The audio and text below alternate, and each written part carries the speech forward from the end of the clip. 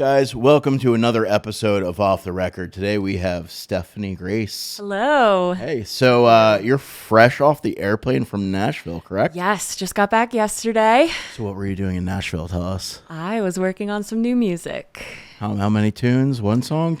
More? We recorded two. Okay. We recorded two a few months back, and I will say this is huge because I took like a 3-year break from recording music. Really? Yeah. So in 3 years, I was writing a lot. Finally in the studio, new producer, new crew, and it's been really exciting. What producer did you guys work with? His name's Ken Royster. Okay. He produced Luke Combs' Hurricane and like 27 other like number one country hits. Like he's the man. I don't know how he agreed to work with me, but he did. It's really cool. So did he work on Luke Combs' last album, the one that blew up? Maybe. I don't know. Don't quote me on that. Okay. All right. I'm asking because you know Alex Sadek that used to live in the area? Yeah, I know the name. Go around? Yeah. So Alex works with a crew of guys, Vinny, who's actually the other Aiden's cousin who has a studio, Aiden. Oh, wow. And they all moved to Nashville because I did call him Rob Schneider on the last episode with Billy, and Billy's like, "You mean Bob?" And I was like, "Sure," but he goes by Rob Schneider. But he wrote like 4 of Luke Combs' last hits on that last album. Really? Yeah. Oh, that's so we were talking about him so he might have worked with Yeah. he might have worked with my buddy Rob. That's so cool. All right, so you guys recorded 2 songs, and did any of the band go down there with you, or was it all session musicians? We used all session musicians, but my bass player, Michael Marks, a.k.a. Cowboy Mike, he went along for moral support. He was a co-writer on a couple of the songs, so he really just wanted to be there. He's an audio engineer, too, so he enjoyed seeing how they do it in Nashville. Yeah. It's incredible. Nashville musicians and their process, how quick it is. It's incredible. Yeah. It's kind of Nashville, like a musician going to Nashville to make it is almost like somebody going to LA to make it. Yeah, you basically serve tables and and sing. It's on the weekends. I feel like people last they don't last anywhere near as long as they do as going to LA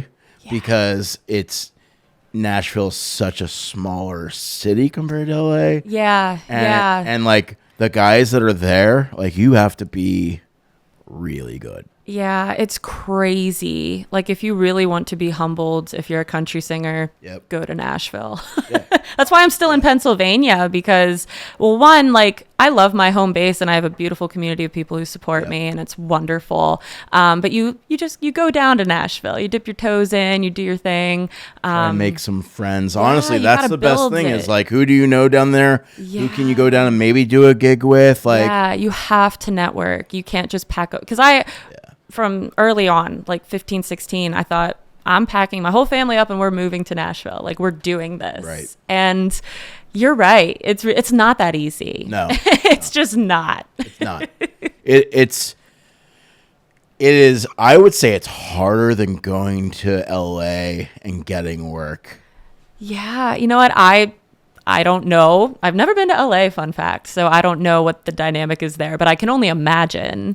But Nashville, yeah, just everywhere you go. Like I said, your waitress, the person parking your car, everybody can sing and they're talented. Yeah. Like it's not like they're just some karaoke singer. Like everyone is talented. Yeah. So when I work, we'll get into your band members, but the reason why I know your band members is I worked at Sam Ash from like 2010 to 2012. Okay. And I was number 1 sales at the King of Prussia store. So they sent me to Nashville to Gibson, the Gibson factory for like, it was like a 2-3 day training thing. Very cool. And this was before Nashville. Like Nashville is more popular than Vegas now for people to go to for a weekend. Oh, lots of bachelorettes.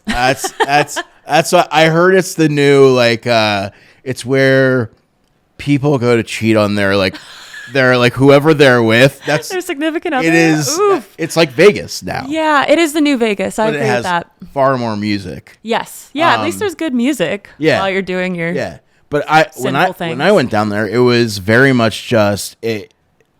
There probably were bachelorette parties, but the Strip was really just kind of like a block and a half Yeah. of where you go to, and now I think it's Come like a long way. I long need way. to go again because Yeah. I'm not even gonna recognize it. I will say, as someone who went down a lot when I was, again, 15, 16, 17, which is over 10 years ago, it's different now. Like when I was a teenager and just going down there, like you said, it was just kind of a smaller thing, and it wasn't as trendy, you know? Yeah. Like you Yeah. said, you'd see a couple bachelorettes, but now it's like that is the spot to go. Yeah, I went like I want to say I think Gibson as well as the town of Nashville had that river flood. It was like a Yeah. year or two right before I got there, and Gibson was kind of a mess because the one of the where they make like the regular USA models, like that whole factory was underwater. Jeez, it was bad. I remember that. It was cool though because like we got the paints that they use for the guitars. It got flooded, and then when it rescinded, the paints were like on the floor, and they left them as decoration. That's And so it was cool. really cool. I have a picture Wow. somewhere. Like That's you know, awesome. it's like 12 years ago, but Sounds about right. but yeah. it was a really cool time to go because again, it was right before I would say that town really commercialized. mainstream. So I kind of got to see the like here are the spots that people go to when they come to town. Yeah. And then Will, who runs Epiphone Guitars, they call him Dr. Epiphone. Nice. We had a drunken tour the last night of the real parts of Nashville. I vaguely remember it, but yeah, bet. I definitely need to go back. Yeah. But yeah. So you have.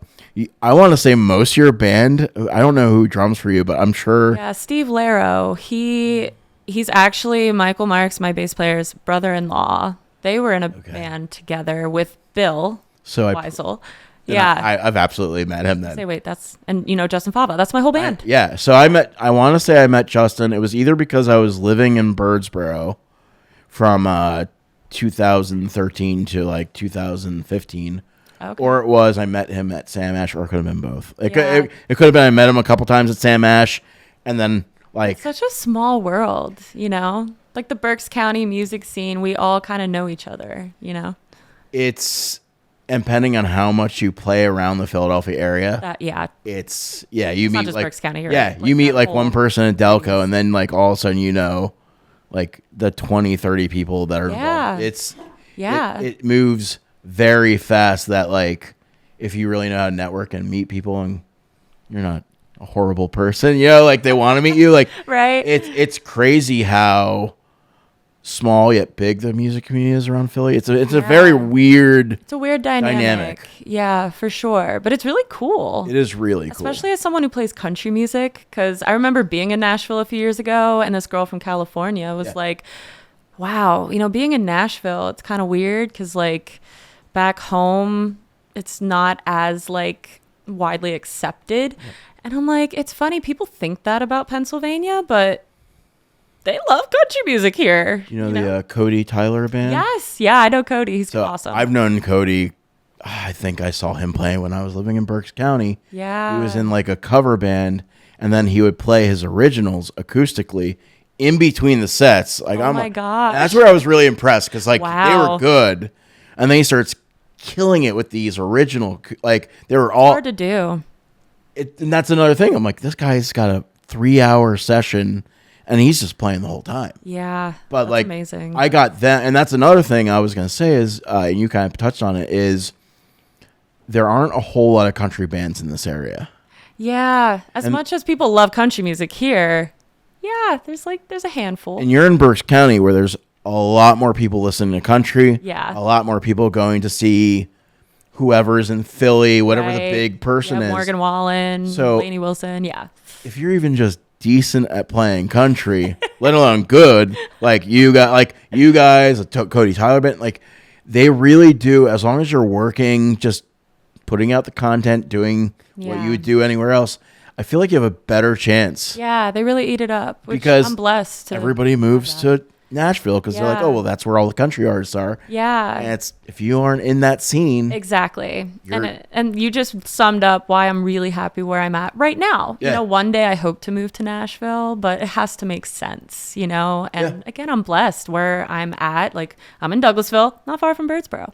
Yeah. And everyone's really supportive and we can play our shows and we have a reliable audience who comes out and supports us. And, you build it on social media as Yeah. well and expand that out Yep. of your hometown. Yep. And, it's a grind, but it's so worth it. And it's really cool to just see it progress over the years. 'Cause, I've been at it a while, you could say. yeah. I mean, you guys have less competition though. Like, think about it. Well, here's the thing. So Soundbank that was here in town, they now have shows on Fridays above Rec Room. Oh, So it's yeah. they're still around, but it's very limited. Yeah. Whereas when they used to have a venue here in town, the owners said to me, they're like, "Do you know any good country bands?" And I was like, "I've got the perfect." It was Cody Tyler Band. Well, then. I'm And kidding. but that's kind of how they got out of Berks County was Yeah. I introduced them here, and they packed out the place. Like Yeah, they I even had believe people it. come from Berks County to see them. That's but so there were like that's the thing is like there aren't a lot of country bands. Yeah. So like Yeah. It's nice to have the And we're- room for that. right, you and know? we're kind of in that age now where kids like you talk to the young kids, they're listening to like Cardi B. They're listening Sabrina to Carpenter. Yeah. Taylor Swift. So Yeah. like they're listening to their parents like the 90s bands Yeah. that were like the one hit wonders and Yeah. like and the bigger bands like Soundgarden. They're all listening to that. Yeah. It's So- interesting. Like when I was a kid, only the metalheads listened to metal. Yeah. If you were into rock, you only listen like Yep. it was very segmented. It was. So Same. Yeah. I was it's- like that weird girl who liked country music, Like it was Right. kind of weird. right. And again, it's more mainstream now. And Nashville's more like it's been kind of neat to see that. But then Yeah. there are some people who don't like that. Like you'll get those people who are like, I miss the days when it was real instruments and this, that, and the other thing. And that's valid. I get that. And that's where artists like Chris Stapleton and even Lainey Wilson like really shine because they still have that traditional sound kind of in there. But also as someone who loves pop music, Yeah. I love the way that country music becoming more mainstream has kind of broadened the audience of people who will listen to it. Yeah. Yeah. It's kind of a win when you think about it. I call Chris Stapleton the Soundgarden of country. Yeah. He kind of reminds me of Chris Cornell. If like Yeah, Chris I see Cornell it. grew up listening to country, Right? if you listen to Yeah, it now, you'll be yeah. like, oh, that does. I it can't does unsee or unhear that now. Yeah, the vocals, the that power behind his voice and Yeah. the way he picks his lines. Yeah. It's not Chris Cornell, but you're like, I could see The Chris vibe. Cornell going that way if he had the. Yeah, the vibe is there. He wasn't from the West Coast, like that Right? grunge scene. Yeah. No, I'm with you on that. Yeah. So you released a music video for this single, right? I guess it's not for the full song. It's Okay. like a 90-second. We're calling it like a teaser video. Perfect. Yeah, I got some of my cousins and my girlfriends I told them, I'm like, all you have to do is look miserable, because Can't Relate comes out today, and the song is about how, I don't know about nowadays when girls are out, what we talk about most Oh boy, is just complaining about our man, and my bad. yeah, right. It's like you guys just drive us crazy. I don't know, but that's what girls' night out kind of looks like nowadays. And I've, kind of picked up on that myself. And I've only been married going on 4 years, but Congrats. How Thank you. long were you guys together before marriage? let's see, 2 or 3 years, because I know this year it'll be 7 years we've been together. Okay. Yeah, and I'm so blessed that like my husband really supports what I do, and we're genuinely best friends. So when everyone's complaining about their dude, I'm like,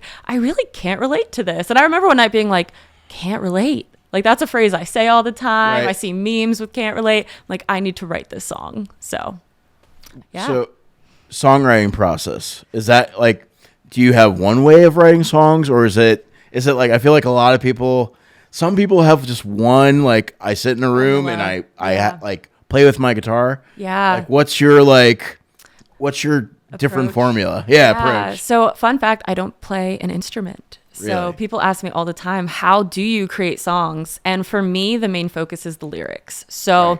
I mean, I'll have like a melody in mind, 50% of the time. And can't relate. That was the case. Like, I was like, ooh, I want this to be kind of like pop and rappy and sassy. And it's a little different each time, but generally for me, like the lyrics are the focus. So like when an idea comes to me, it's either the title comes to me first, or like a line for the first line of a chorus, or like, oh, that would be a that would be like a crazy line to start a song with. So it's kind of different each time, like what comes to me first, and then I build the rest of the song around whatever comes to me first. So a little different each time for each song, but can't relate. It was definitely the title that came to me first, and I'm like, I need to write this. And the song kind of wrote itself because I had so much fun just like writing the verses, just thinking of all the complaints I've heard, Sure. and kind of like, and giving them imaginary names. We did that in the first verse, didn't call anybody out. Yeah. Like me. Do you use names in your songs? Not in songs, not yet. I mean, Not yet.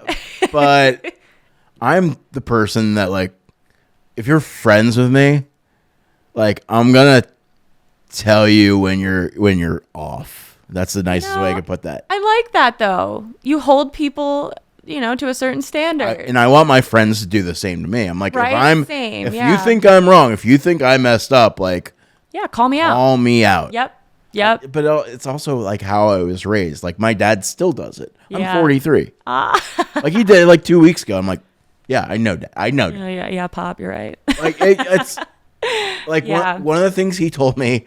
I was like, oh, he's like, did you get that done? And I was like, well, I had this. And then he goes, at the end of the day, you either have excuses or results. Wow. See, that's when you have people telling you stuff like that and keeping you in check, they truly care about you. Right. They want to see you succeed. They want to see you do well. And I'm blessed to have same thing. Yeah. My parents, my band, my husband, everyone around me is so supportive, but also will tell me like, you're dropping the ball on this, or you need to do better here or whatever. And to me, that is true love and support right there. You need that. It's one of the things I've really learned the last 2 years is creating healthy boundaries. Yes. In all your relationships. Yeah. And that's, again, if you have a healthy marriage or a healthy friendship with somebody, a lot of it is those boundaries that you guys create, that dialogue, that communication. Yeah, it's crucial. And it changes your life when you start looking at everything that way. Yes. You start cutting out really toxic people. Yes. And I will say it takes years to learn that. Yeah. I mean, I'm 28 now. I've been singing since I'm 7 or 8. I've been going to Nashville since I'm 15. I've been working with my band the last 3-4 years. I mean, I've been working with a band since I'm 15, 16. And you learn, like, what players really value what you're doing, what producers work for you, what friends truly support you and want the best for you. But it takes years of, like, putting up with crap to realize and recognize, the people who truly are looking to help you, Right. That's the thing about musicians is many of them are extremely talented. Not all of them are easy to work with. Yeah. Or like, we'll just leave it at that. We'll leave it at that. Yeah. And that's where I want to give a shout out to my band because, we always say like the rules to be in the Stephanie Grace band, you have to be talented and you have to be a good person. Yeah. Like that's really important. Cause like you said, there's plenty of people who are talented, but like you can't stand them. Ego's huge, whatever. And in the music industry, way worse. Yeah. They're way worse. Those are on the top of the no-nos. Right. Yep. And in the music industry, it's one of those industries that attracts a lot of ego-driven people, of course, and it feeds ego-driven people. It definitely does. So I am blessed that somehow, even over the years of the different musicians I've worked with, I am so blessed that I've managed to find some gems through all of that. You know? Have. Yeah. You absolutely, like, if I were put in the position where I had to put together like the perfect band. Like, just like if somebody's like, you got to go on tour, your band can't go on you, find some music, like Bill, yes. Justin, like, right. Like, I know those guys really well, and they're both amazing people. Yes. Amazing musicians. Yeah. Bill had this uncanny ability when we worked at Sam Ash where no matter what amp came in, he could just like dial in a tone, like even if it was a horrible amp, I'd be like, it's the best I've heard that. We've had that for 2 years in the store, and that's the best I've heard it sound. He just had this, it was an amazing ability to just tune an amp and get at least something out of it that was worth hearing. Yeah, I believe that. Yeah. Bill is so sharp, and we just started working with him actually. And just in a few months, he learned so many songs, and he's wonderful. And he fits right in. I'm like, also, rule number 3 to be in the Stuff Grace band, you have to be a complete goofball. Like, if you take yourself too seriously, Right. it's not going to work. And he's wonderful. I was really hoping, though, you could tell me some like crazy stories. You know, you got Okay. anything? You got any dirt on Bill? Bill, So if you're I listening. don't know about dirt. Sweating a little bit right now. Where See, that's the thing. He's such a good guy. You probably got nothing. he did get really mad at me the one time that I was married at the time when I worked at Sam Ash. My ex-wife brought in our dog. Oh. And I was like, oh, I'm going to use him as a selling point today. And Bill was like, you're already killing me this month, man. You're not allowed, you can't use a cute, like, Yeah, he was- unfair advantage. He kind of got like, it was a 100% sales job. So he did kind of get a little, like, he was like, that's going to kill, like it did. Right. He was Yep. kind of serious about the no dog. Come on, man. I was like, Not fair. Not I was fair. like, You I bring the can't carry- cuteness. I was like, I can't carry around a dog through the store the whole day, dude. Calm down. That's great. Yeah, when we were filming the little teaser video for Can't Relate, I'm like, do we have any pets we can put in this video? Like, you need, but instead I just got my cute girlfriends, you know? There you go.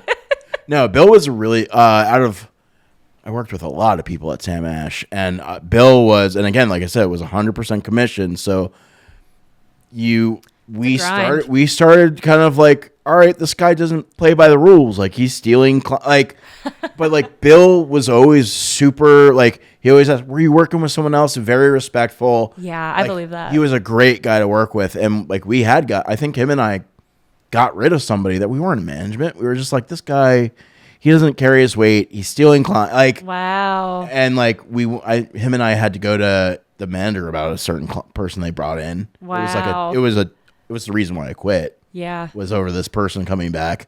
And Bill was one of the people who was just like, no, like, this isn't how we do it. Like, See, that I love that. Yeah. Again, when people are setting boundaries of Yeah. like what they're willing to tolerate, that's awesome. yeah, well, especially when you like, you know, I think he had just had his daughter at that point. So he was, I don't know how long he had been married, but it was like, we were married people. Like, we're like, this isn't we live with our parents and like drink on the weekend job. Yeah. This is our Yeah. income. So it Right? was, So you're hungry. He was a really good guy to work with. He was Yeah. very respectful. He was a good guy. That's awesome. And Yeah. I also know Justin's Justin wife. Fava. Oh, you know Sammy? Yeah. Oh, she's wonderful. Yeah.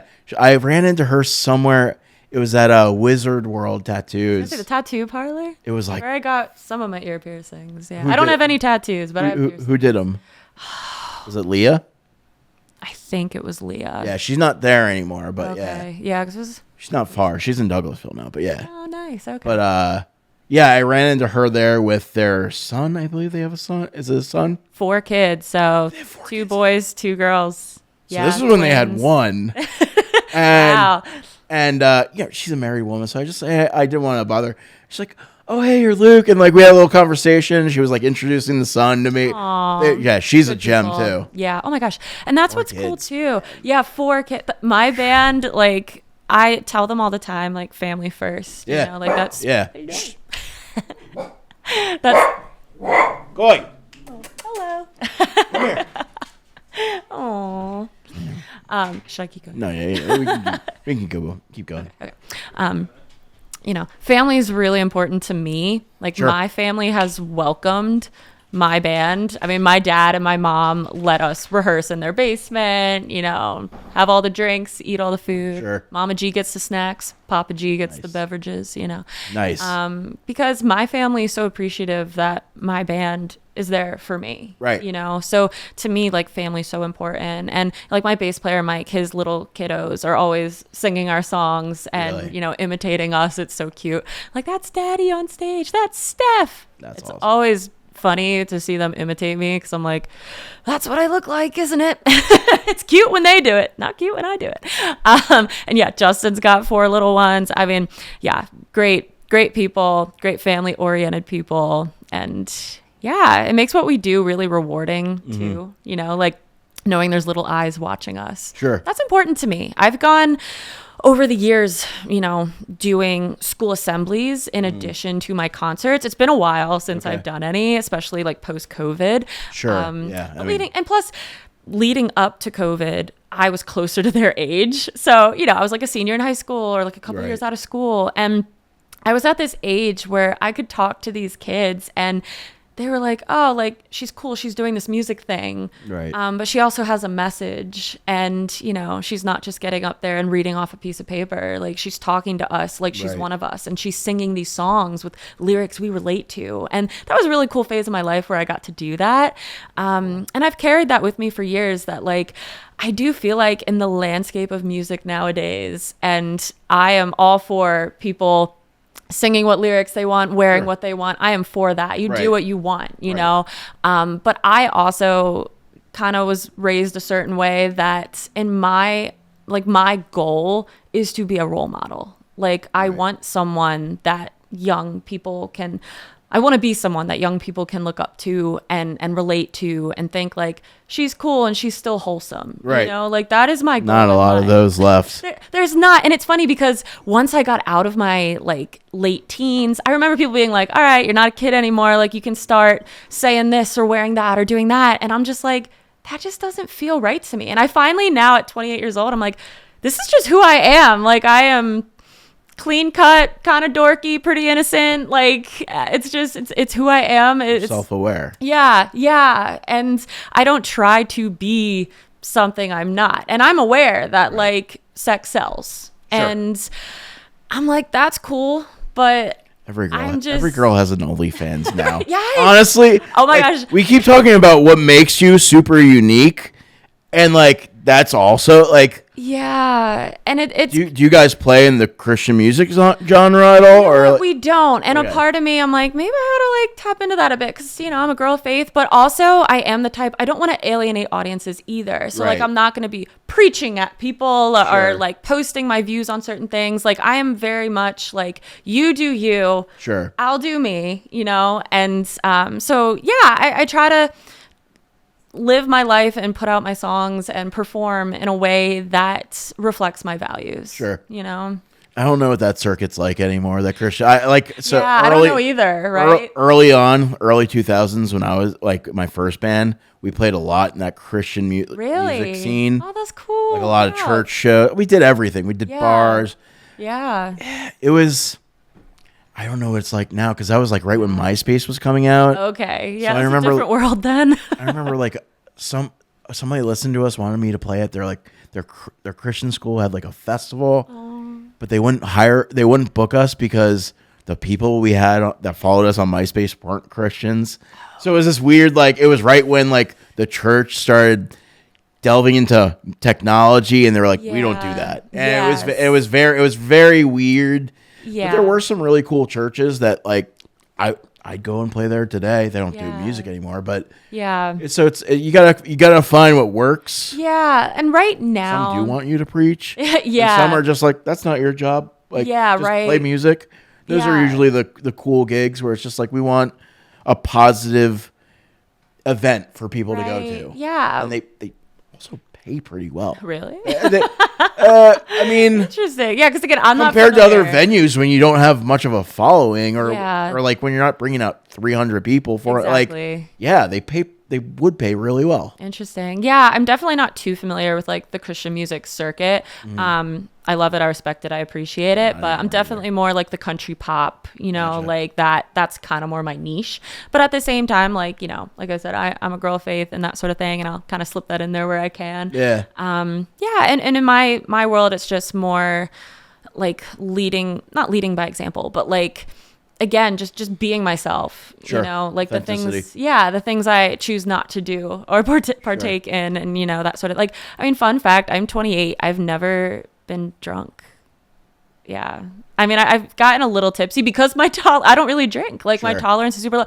And I've had people say, like, I bet you could get more gigs if you were up on stage just getting hammered and like drinking shots with the dudes in the front row. And I'm like, that's just not me. No, you don't sound good. Yeah, that's the thing. I mean, I like when the audience drinks because then we sound better.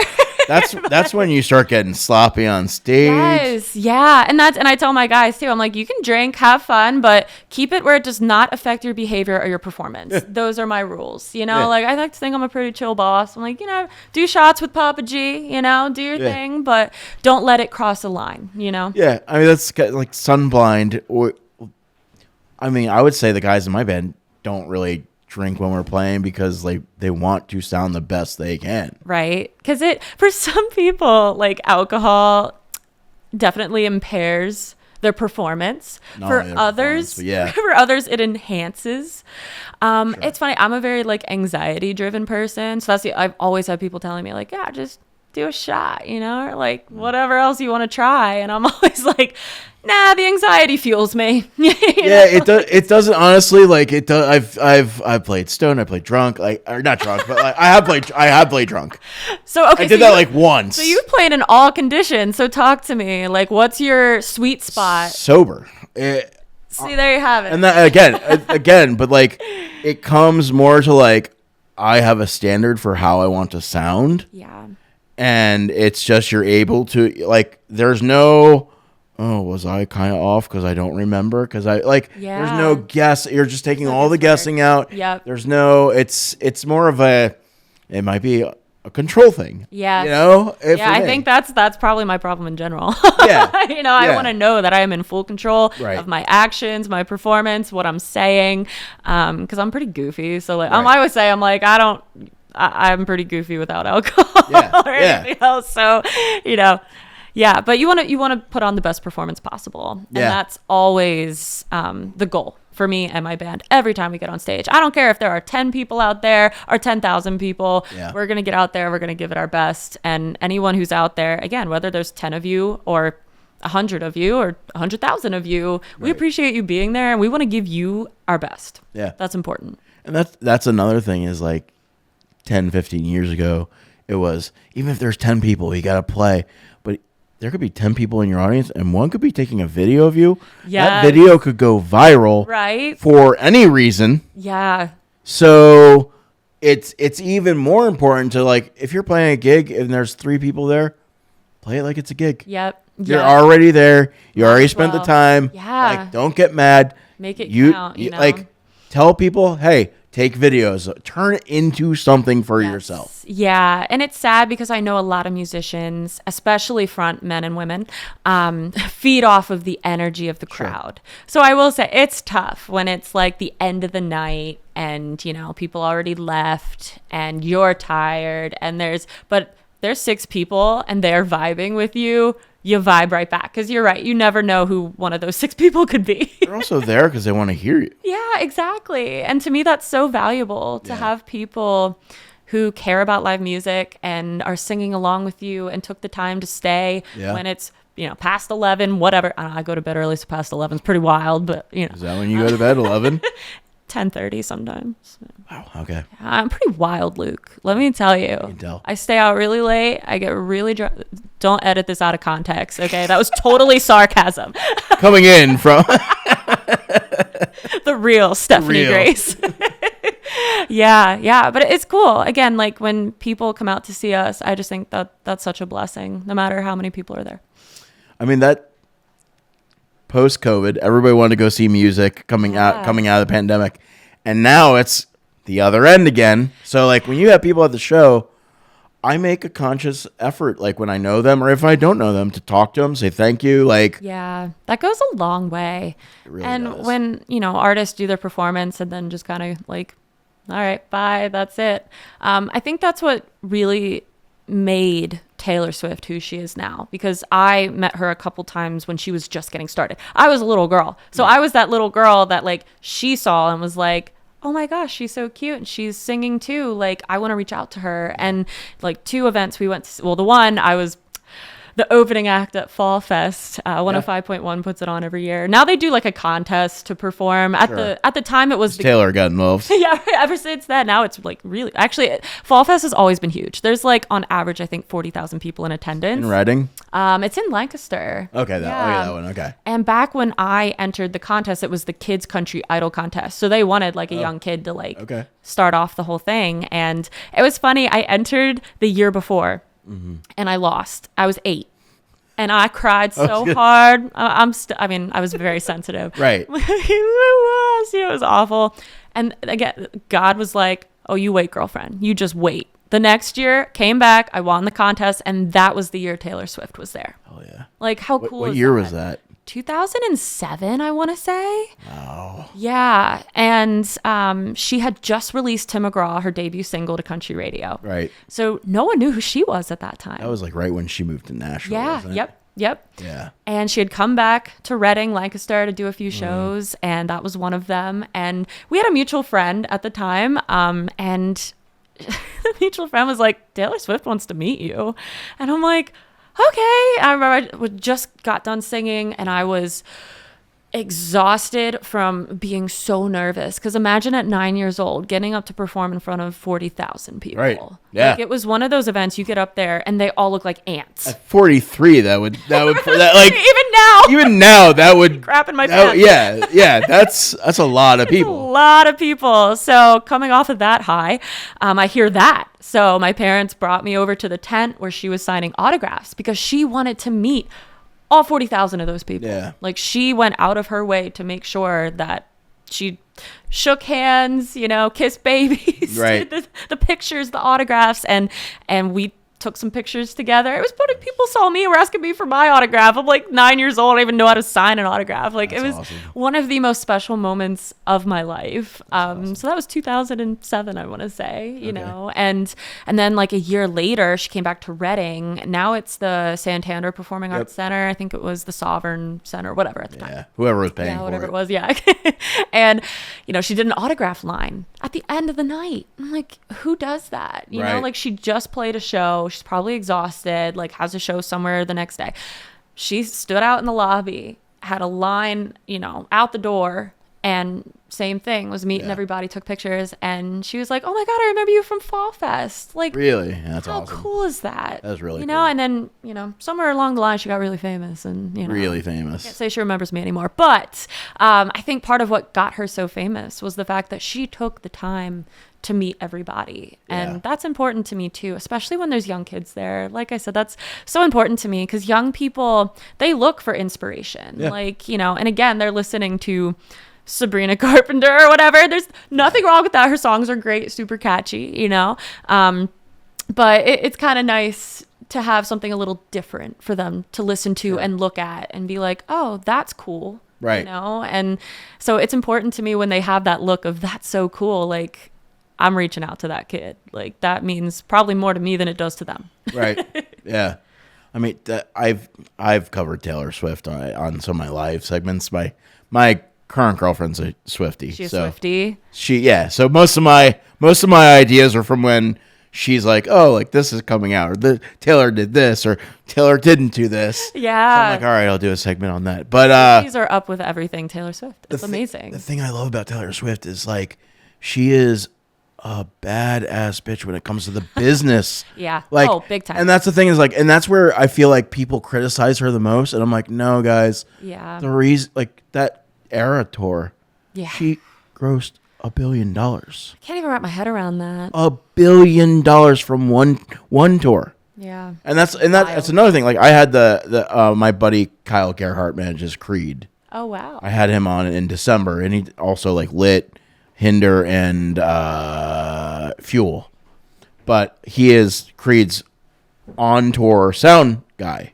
My God. and he talks about how much it costs, like the logistics of the cost of the trucks on tour, and like so like that's another thing is like Yeah. she's very involved in her management, very involved in everything business wise, branding, everything, Every detail. and she is a she's not only a perfectionist, but she pulls it off. Yes. Like that's the thing is most people that are perfectionists, it's like, all right, get off your horse Yeah. and release right. something. Stop holding up the process by being a perfectionist. Yep. But she does it. She does the dang thing. And yep. what she did with getting her master's back, and again, Yeah. it's all controversial. People hate her because of it.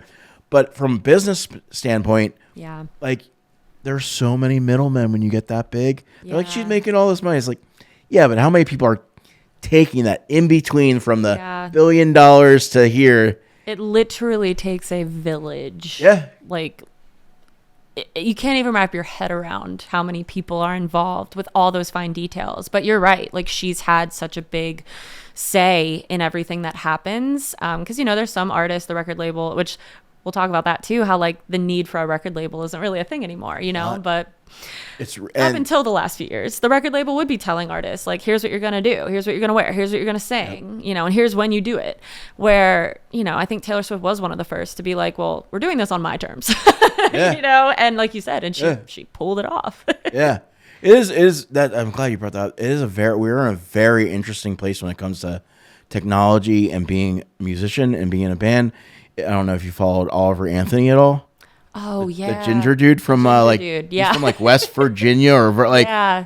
and like he was like he lived in the middle of the woods, like nowhere, like on a plot of land, and just put out these like YouTube videos of him singing with a guitar, and it went viral. Crazy viral, And it yeah. was, and there were a ton of arguments about it because they're like the left was like he's a right like planted person for, and he was just like, I don't support Democrats or Republicans. Like, but like Yeah. it's so funny because within 3 weeks, I want to say within a month and a half, he was on the Joe Rogan show. Right. Like, And whether you like Joe Rogan or not, objectively speaking, that's huge. that's right. the Like, bit that geez, not man. huge. That is Like- here's if you don't like Joe Rogan, that's fine.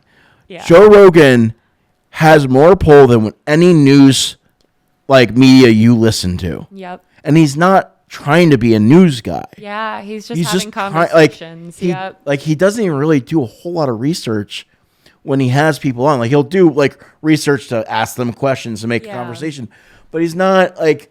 And that's the thing is like this guy went from like releasing something to like within less than 2 months on the Joe Rogan show.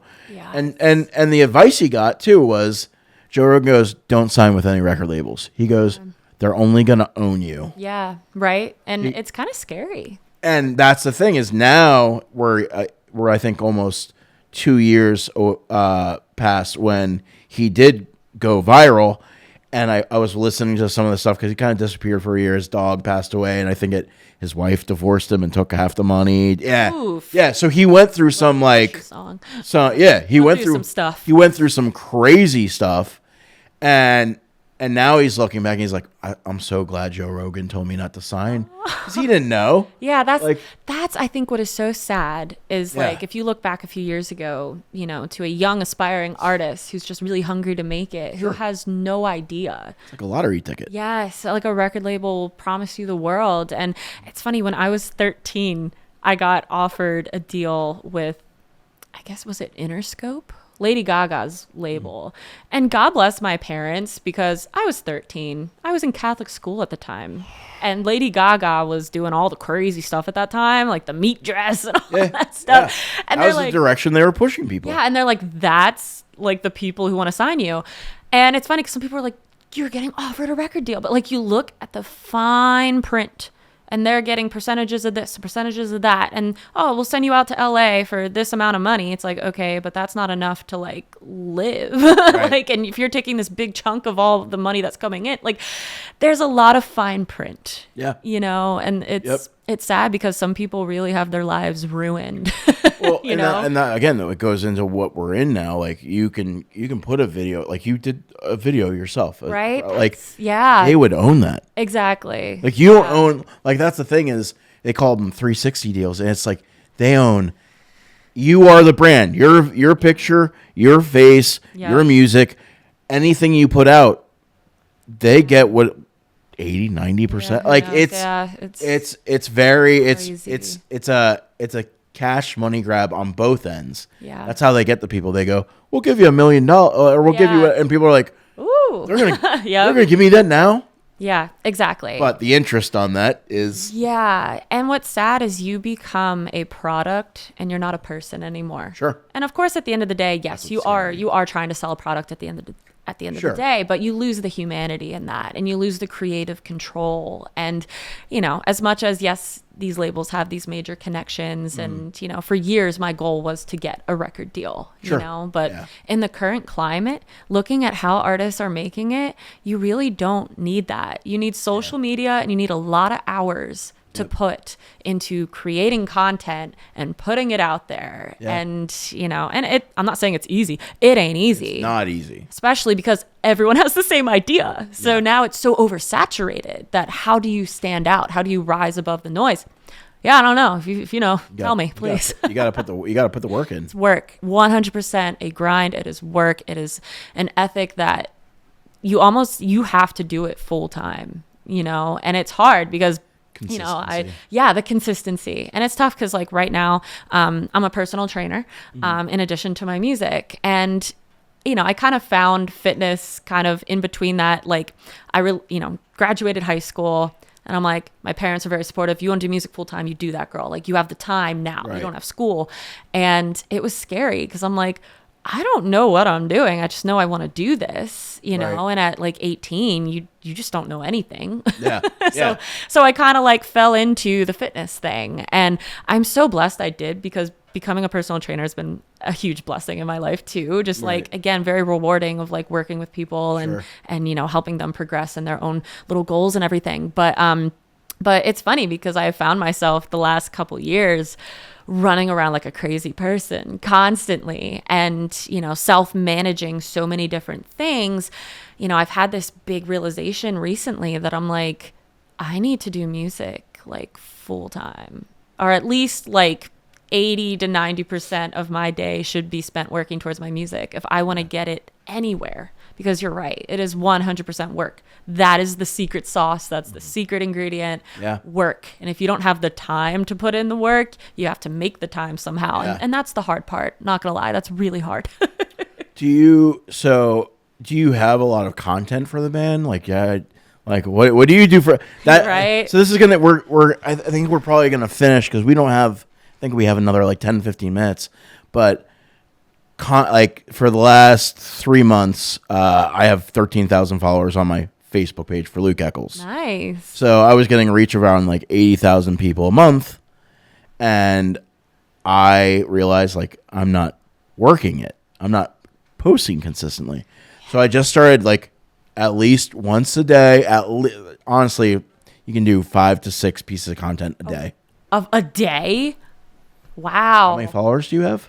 On They're like 2,000, I think, or on Facebook? Instagram, No, I just hit 6,000 on Instagram. Facebook, I think I'm at 20K. I don't know how, but years. Then you should working on be posting multiple times a day. Yeah, I was gonna say 5 to 6 times a week is probably more where I'm at right now. I right? am at right now. I've been posting consistently, and it's been figuring out the content, Yes. the content that works. So it's also figuring out like Throwing a lot of stuff at the wall and seeing what sticks. yes, Yep. So, but it's also when you do start getting stuff that's sticking, it's playing around with the messaging of it, or playing around with the clip, because you can also use the same clip multiple times. Yes. Yeah. So- all those little hacks, you know. I'm at helps. 560,000 views for the month. Wow. For this month, but it's been 3 months. It wasn't like I started at the beginning of the month. Yeah. It was 3 months of consistently every day, multiple times a day, and it wasn't until like the second month, like I had a video to 50,000 views, another one 40,000 views, Yeah. and it's all I kind of took a break on the weekend, Yeah. and I saw it dip down, and Yes. it's literally only takes a day or two. Yep. Oh, So- you're so right about that. Advice for anybody that's trying to do anything online, especially music: build your content, good content, Yeah. and play with it. Get your friends involved. Get your Yes. fans involved. Yep. Get your band members involved. Like, if there's something funny in your band Yes. that you guys joke about, Yep. the bass player, there's tons like. It's always the bass player You can doing always stuff. join on the content about the bass player.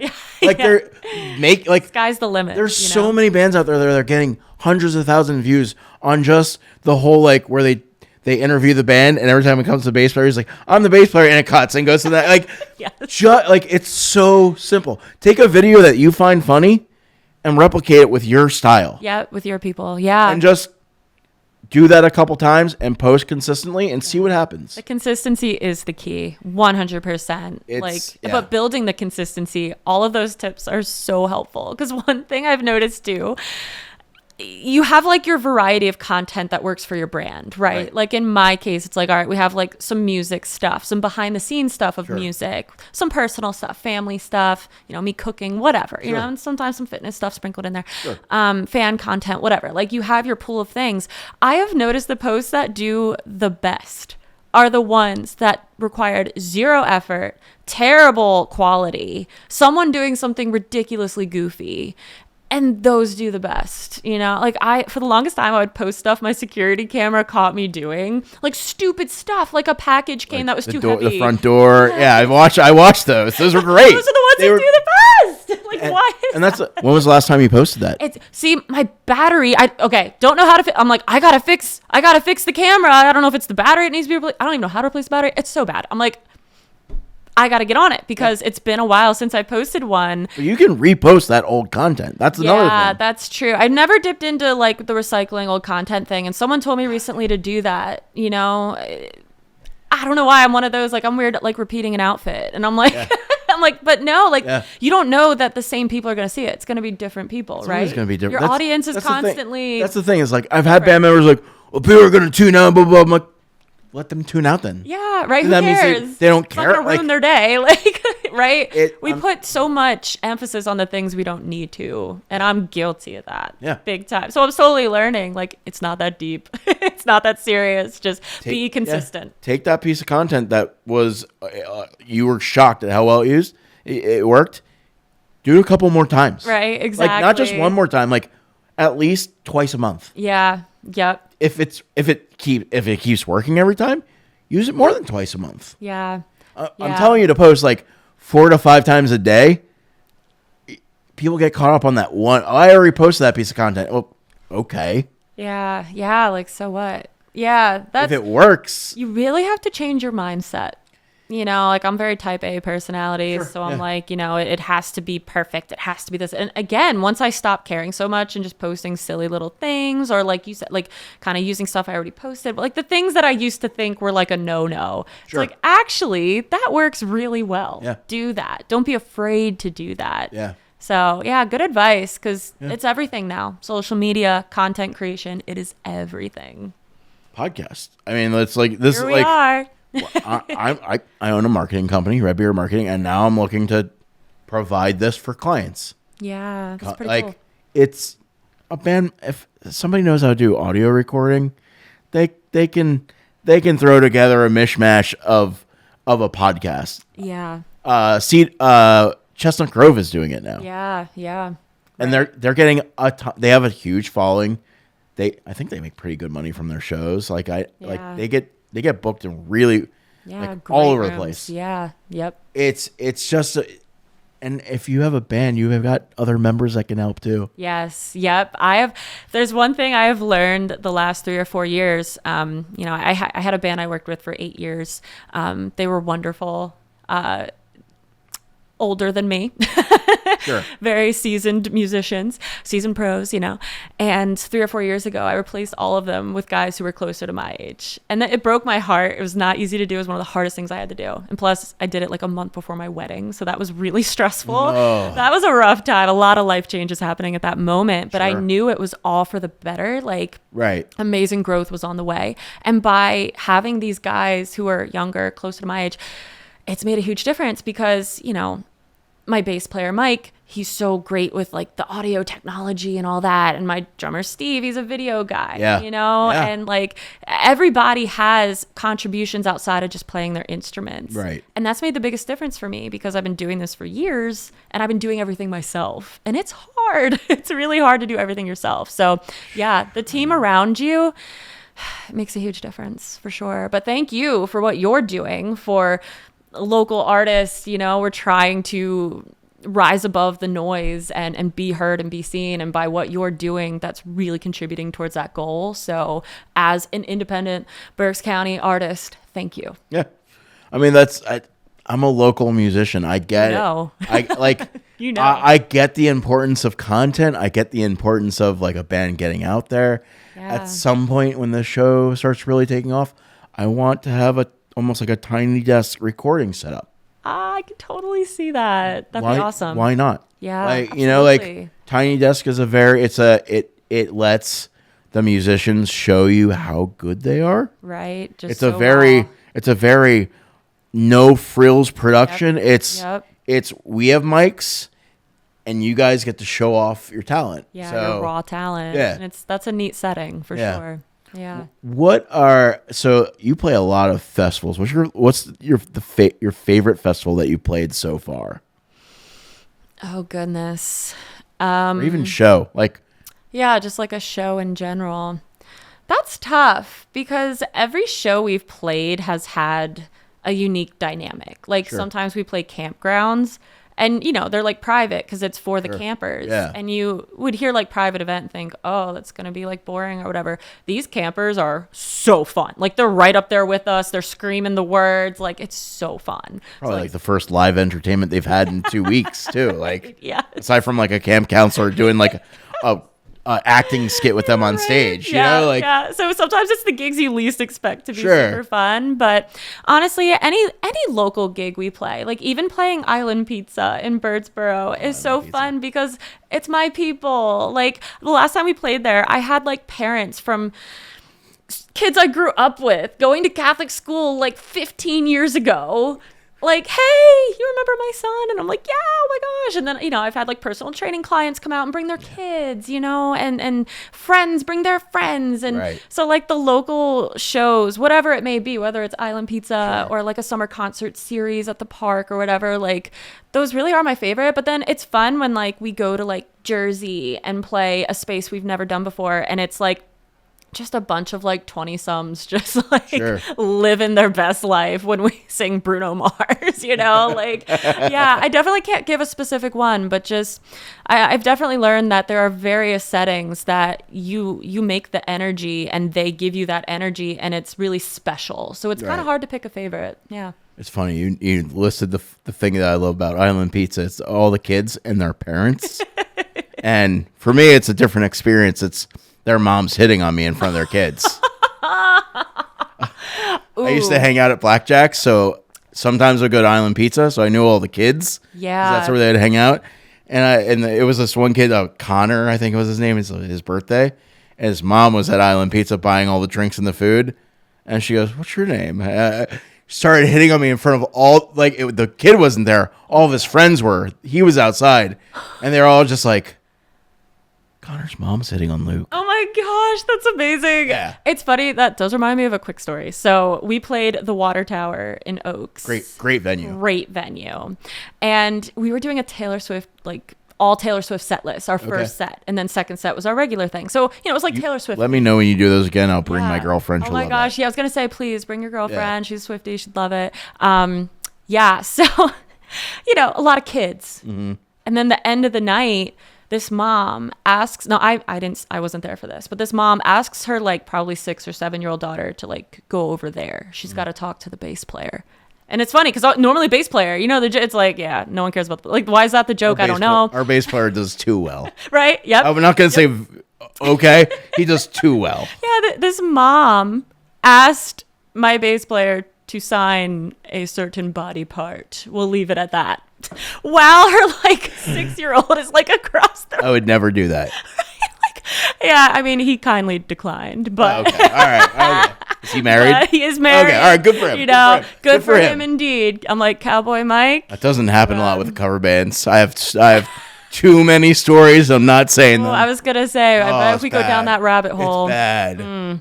people are wild. Yeah. And I get it, because like it's the musician thing, you know, like it's cool. There's something very appealing about someone up on stage, you know. I guess. And because if you're willing to put yourself out there, people think too, like, well, I'm gonna put myself out there talking to them after the show. Yeah. Yeah, it's interesting. I met my girlfriend right after our show last year. Really? It was a July 5th. Yeah, July 5th show. Yeah. She didn't see me play. Really? No. Wow. Yeah. So you knew she loved you for you. She had only dated women for the 3 years before that, so I was just like, "What's she doing?" wow. yeah. Okay. Yeah, Nice. it was a surprise for everyone, Wow. even her friends. Yeah. Nice. You were the one. I guess. My bad. It's the beard. It must be the beard. It must be the beard. Yeah. She calls me her lesbian boyfriend. I don't know if I like that or not. I don't know how I feel about that. Yeah, I don't. I'm like, thank you for accepting me, but also, Yeah, that's a label. I'm like, I don't know about that label. Oh my gosh, that's amazing. But no, like music really does bring people together. It does. You know, my goal was always to have like someone meet at my show. You know, I don't know if it's how would I even know? You know, hasn't happened yet that I know of. Yeah. But someday, I hope some random two people just bump into each other while Fall in they're love. screaming Taylor Yeah. Swift lyrics and fall in love, get married. That would Happily be ever after. that would be the spot to do it. A Taylor Swift cover band concert. Yeah. Yeah, one of these days. So, do you have any? Well, let's wrap this up because we're running out of time. But do you have anything you want your fans to know? The people that don't know you, like, what do you want out there? Upcoming gigs, upcoming. Yeah, sure. So I think the two biggest things going on in the world of Stephanie Grace right now are one, my shows. We're playing a lot in Berks County and surrounding areas. So stephanie-grace.com. Go to the show tab and you can see all the shows we have coming up. Okay. We got a busy summer and we'd love to see everybody there because it's going to be fun. It's going to be a hot, amazing summer. And the other thing is just I'm finally releasing music, you know, definitely took a little break and now I'm just really, really excited to be putting out the songs that represent who I am now. Right. You know, like we talked about, like you really do grow the more years you have under your belt. You know, again, I've been recording my own music since I'm 15, and at 15, like I enjoyed writing songs, but I was too. I wouldn't play any of it for anyone. right? Like I look back on some of them, I'm like, oof. But what was great was some of the amazing co-writers I worked with who really like elevated my little 15-year-old idea, you know, and just going from that to who I am now, it's really cool to see the growth. And these new songs we're putting out, I think are gonna really resonate with a lot of people. So be on the lookout for that. Oh yeah. Well, guys, another episode of Off the Record. I hope you enjoyed it. Make sure you go online and check out her music and troll her guitarist Bill a little bit for me. All right. Give him a little something to cry about. All right. That's all we have. Thanks for watching, guys. Thanks for having me. Thanks for coming on. Thank you. Hell yeah.